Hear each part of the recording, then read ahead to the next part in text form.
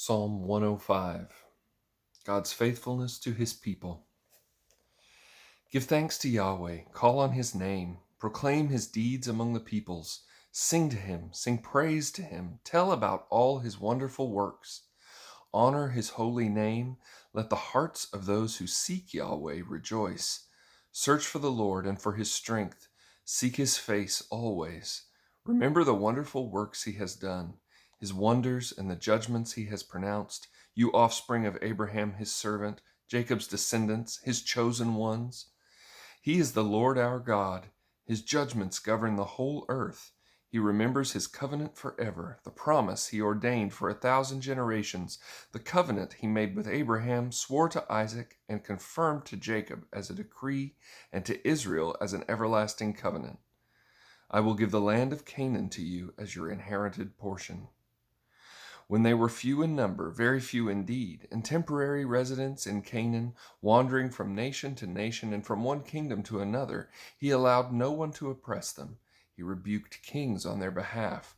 Do not touch my anointed ones or harm my prophets.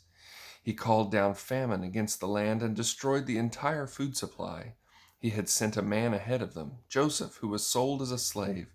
They hurt his feet with shackles. His neck was put in an iron collar. Until the time his prediction came true, the word of the Lord tested him. The king sent for him and released him. The ruler of peoples set him free.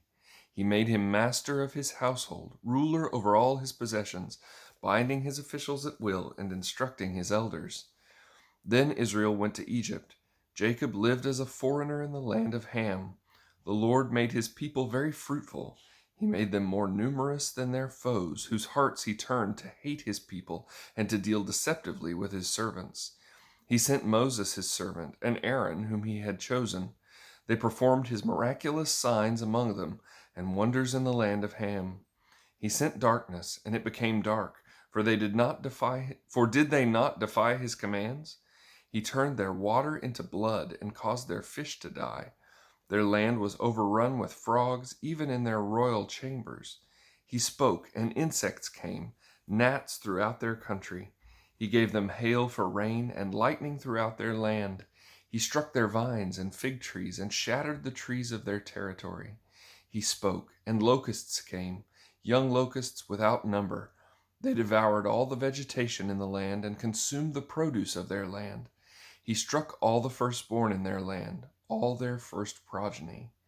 Then he brought Israel out with silver and gold, and no one among his tribes stumbled. Egypt was glad when they left, for the dread of Israel had fallen on them.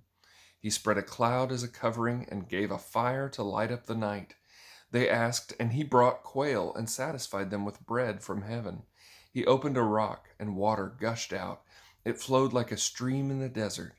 For he remembered his holy promise to Abraham his servant. He brought his people out with rejoicing, his chosen ones with shouts of joy.